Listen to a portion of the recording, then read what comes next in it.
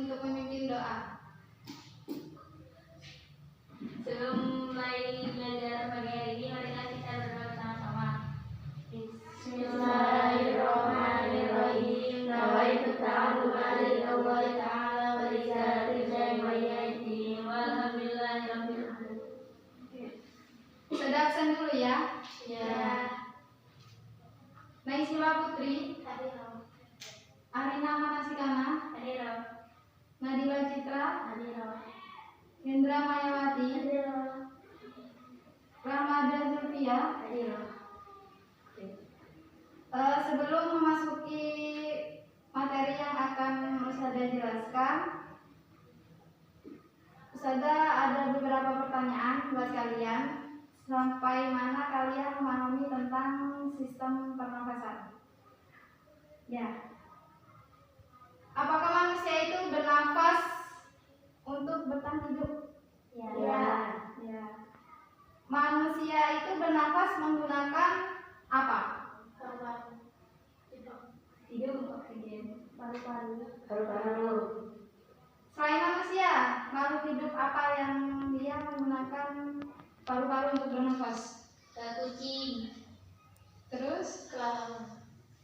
hewan. Hewan yang hidup di darat. Kalau tumbuhan Bukan. apa? Melalui fotosintesis. Lihat plus. Buka bukunya halaman 46.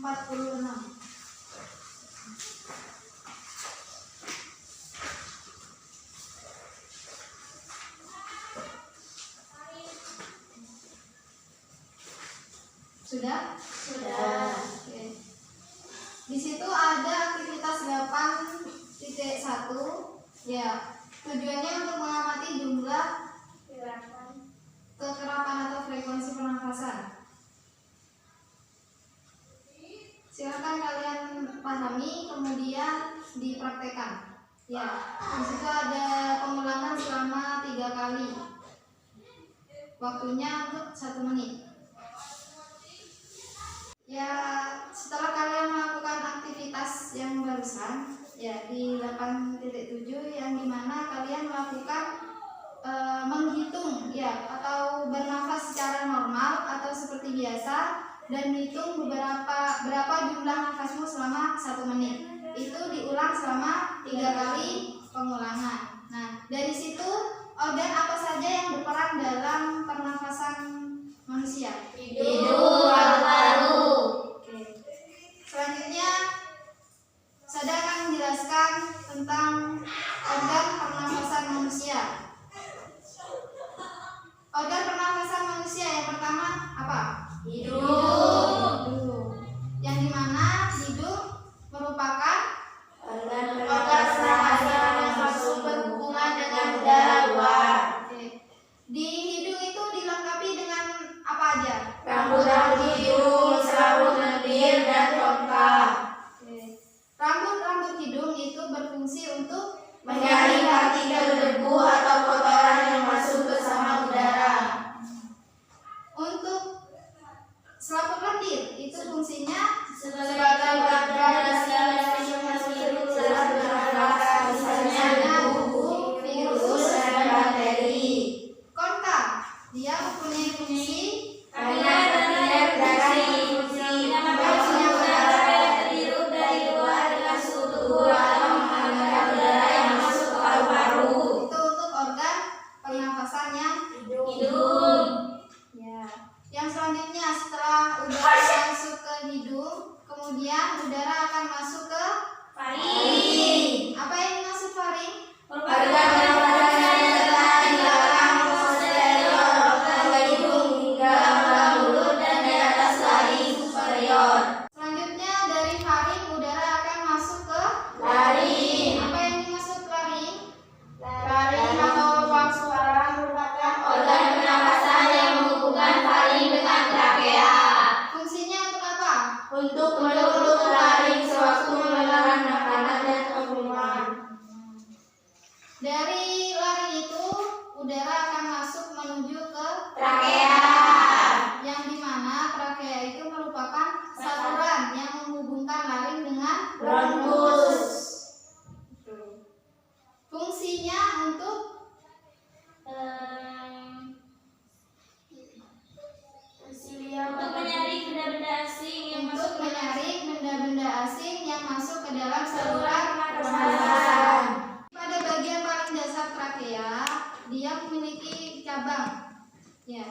menjadi 2.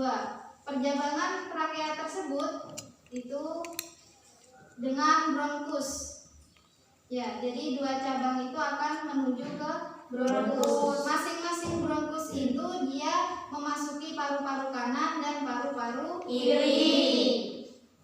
Kemudian setelah masuk ke paru-paru, ya, paru-paru bronkus dia akan bercabang-cabang lagi yang disebut dengan bronkiolus, yang dimana merupakan cabang-cabang kecil dari bronkus. Pada ujung-ujung bronkiolus terdapat gelembung-gelembung yang sangat kecil dan berdinding tipis yang disebut dengan Alveolus. Selanjutnya yakni ada Paru-paru yang merupakan alat pernafasan paling utama. Paru-paru itu terbagi menjadi 2 bagian, yaitu Paru-paru kanan dexter yang terdiri atas 3 lobus dan paru-paru kiri pulmosinister yang terdiri atas 2 lobus. Paru-paru terbagi menjadi 2, yaitu paru-paru kanan yang disebut dengan Pulmodexter yang terdiri dari 3 lobus dan paru-paru kiri disebut dengan pulmosinister yang terdiri dari 2 lobus. Paru-paru itu dibungkus oleh selaput rangkap 2 yang disebut dengan Pleura yang berupa kantung tertutup yang berisi cairan limfa. Pleura berfungsi melindungi paru-paru dari gesekan saat mengembang dan mengempis. Di dalam paru-paru terdapat bagian yang berperan dalam pertukaran gas oksigen dan karbon dioksida, yaitu alveolus. Yang terakhir ada alveolus. Itu tersusun atas 1 lapis jaringan epitelotipik. Struktur yang demikian memudahkan molekul gas melaluinya. Dinding alveolus berbatasan dengan pembuluh kapiler darah, sehingga gas-gas dalam alveolus dapat dengan mudah mengalami pertukaran dengan gas-gas yang ada di dalam Darah. Adanya gelembung-gelembung pada alveolus itu memungkinkan pertambahan luas permukaan untuk proses pertukaran gasnya. Ya, selanjutnya mekanisme pernafasan manusia. Untuk mekanisme pernafasan manusia itu dibagi menjadi 2, yaitu menghirup udara atau disebut dengan Inhalasi atau inspirasi, dan menghembuskan udara atau disebut Ekshalasi atau ekspirasi, yang melibatkan pertukaran udara antara atmosfer dengan alveolus paru. Selanjutnya, Usada menjelaskan tentang gangguan pada sistem pernafasan manusia dan upaya untuk mencegah atau menanggulanginya. Yang pertama itu ada influenza, yang dimana penyakitnya itu disebabkan oleh infeksi influenza virus. Gejalanya itu biasanya demam dengan suhu lebih dari 39 derajat Celcius. flu, bersin-bersin, batuk, sakit kepala, sakit otot, dan rongga hidungnya itu terasa Tebal. Tuh. Untuk gangguan yang kedua ada tonsilitis. Gangguan yang selanjutnya ada TBC. Itu disebabkan oleh infeksi bakteri Mycobacterium tuberculosis. Gejalanya mudah lelah, berat badan turun, lesu, hilang nafsu makan, demam, berkeringat di malam hari, sulit bernafas, sakit pada dada, dan juga batu darah. Gangguan yang selanjutnya ada asma, yang dimana merupakan salah satu kelainan yang menyerang saluran pernafasan. Sebabnya karena faktor Lingkungan yang dapat menyebabkan asma, diantaranya masuknya zat pemicu alergi dan debu, misalnya asap rokok, debu, bulu hewan peliharaan, dan lain-lain.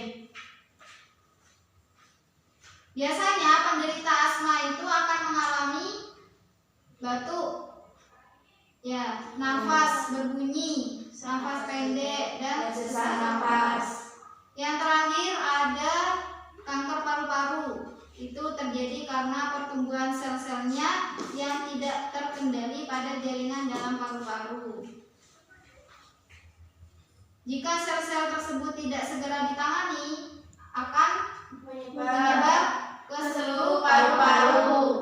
Gejalanya itu biasanya batuk disertai darah, berat badan berkurang drastis, nafas menjadi pendek, dan sakit pada bagian Dada.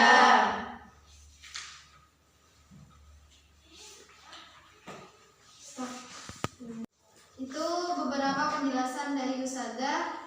Ini Ustazah ada beberapa gambar dari organ pernafasan manusia. Silakan kalian lihat.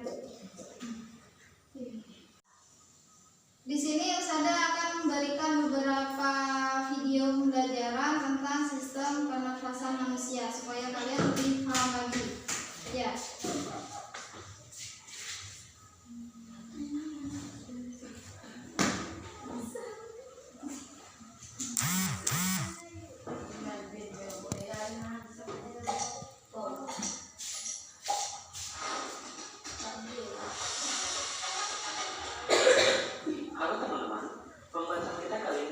Sistem pernapasan pada manusia, yaitu suatu sistem yang tujuan utamanya menyediakan oksigen untuk proses metabolisme tubuh. Nah, untuk memahami sistem pernapasan secara utuh, kita harus mengenal bagian-bagian dan fungsi dari penyusun sistem pernapasan. Kita mulai dari yang pertama, yaitu hidung. Nah, udara pertama kali masuk ke saluran pernapasan melalui lubang hidung dengan mekanisme. Video tentang penjelasan tentang organ pernafasan pada manusia ya.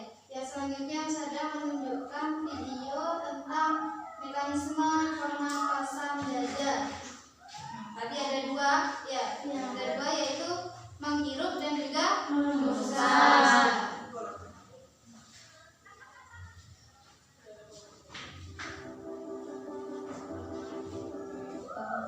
Lalu menghembuskannya, sederhananya begitulah kira-kira mekanisme pernapasan.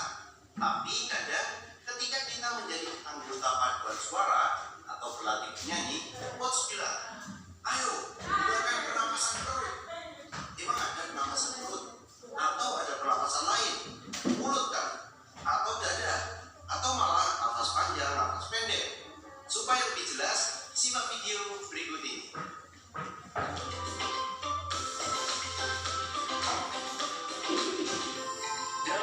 Subscribe channel Mr. Klik agar rekan-rekan mendapatkan update video pembelajaran, tutorial, dan sekilas tentang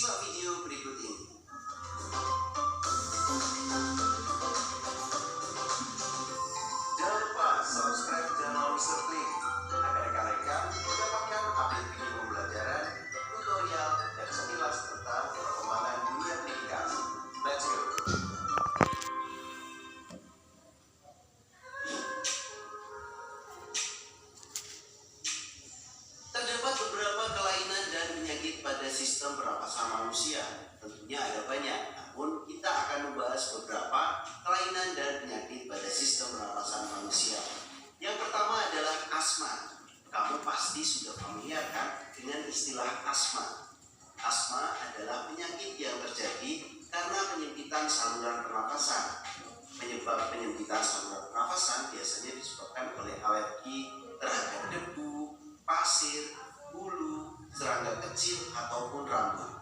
Penyakit ini juga dapat muncul kembali jika suhu lingkungan terlalu dingin atau ketika penderitanya mengalami masalah psikologis. Jika tidak diberi. Nah, itu video-video pembelajaran yang Ustazah lihatkan ke kalian biar lebih paham juga dalam pemahamannya. Sekarang Ustazah beri kesempatan untuk bertanya. Mungkin dari kalian ada beberapa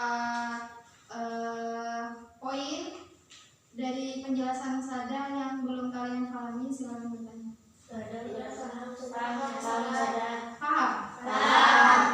Setelah kalian memahami dari materinya, kemudian juga gambarnya, setelah itu memahami tentang video-video yang Ustazah kasih, sekarang Ustazah ada tugas kelompok yang dimana setiap kelompoknya itu terdiri dari 2 dan 3, 2 sampai 3, ya.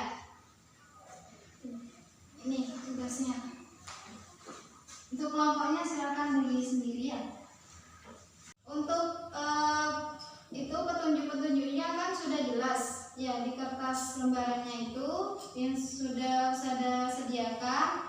Nah, setelah dikerjakan tiap poin-poinnya itu silakan kalian diskusikan dengan teman kelompoknya. Ya. Setelah didiskusikan selesai, nanti dipresentasikan di depan. Satu kelompok, satu anak. Ya, paham? Tugas yang tadi yang kelompok dan disuruh diskusikan sudah selesai? Sudah. Sekarang Ustazah mau tiap-tiap kelompok maju ke depan untuk memberi penjelasan dari diskusi kelompoknya kalian. Silakan kelompok pertama. Siapa namanya? Naisila. Ngadep ke teman-temannya. Iya, gimana hasilnya? Jadi nomor 1 pertanyaannya, posisi tubuh manakah yang memiliki frekuensi pernafasan paling tinggi dan mengapa demikian? Yaitu adalah lari. Karena orang yang melakukan aktivitas banyak memerlukan energi. Oke. Terus yang kedua, Menurutmu, apakah kegiatan tubuh menghalangi frekuensi pernafasan dan mengapa demikian? Iya, karena semakin banyak aktivitas, maka semakin banyak juga kita menggunakan energi. Maka semakin banyak yang dibutuhkan untuk bernafas. 5+. Kelompok selanjutnya.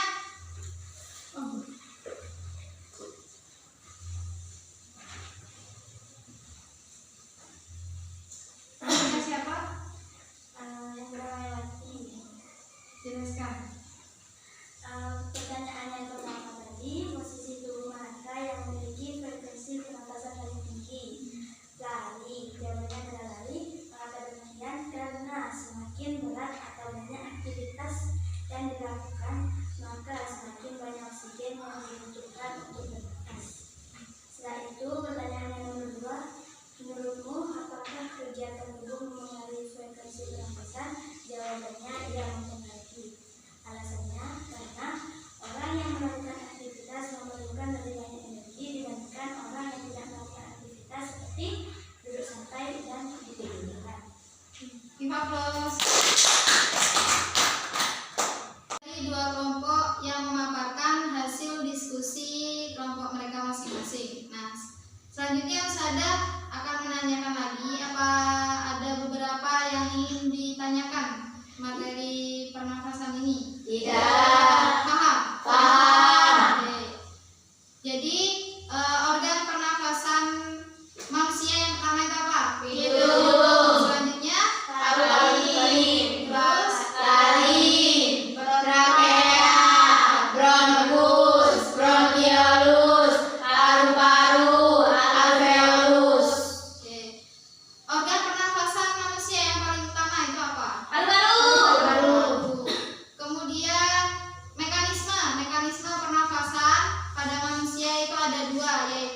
menghirup dan juga meneruskan. Gangguan-gangguan pada sistem pernafasan ada apa aja? Ada tonsillitis, faringitis, pneumonia, TBC, asma, dan kanker paru-paru. Gejala yang diakibatkan penyakit asma itu apa? Influenza virus, Gejalanya. demam, Terus sesak napas pendek, napas berbunyi, dan sesak napas. Sudah paham materinya, sekarang Ustazah akan memberi tugas tambahan untuk dikerjakan di rumah. Ya. Itu pada halaman 76 sampai 78. Di situ ada tugas pilihan ganda dan juga uraian. Minggu depan kita bahas bersama. Untuk kita akhiri pelajaran pagi hari ini, untuk ketua kelasnya memimpin doa. Marilah kita akhiri pelajaran pagi hari ini dengan doa dan kafaratul majelis. Alhamdulillahirabbil alamin. Subhanakallahumma wa bihamdika asyhadu an la ilaha illa anta astaghfiruka wa atubu ilaik. Baik, jangan lupa untuk tugas-tugasnya yang semangat belajarnya dan jaga kesehatan.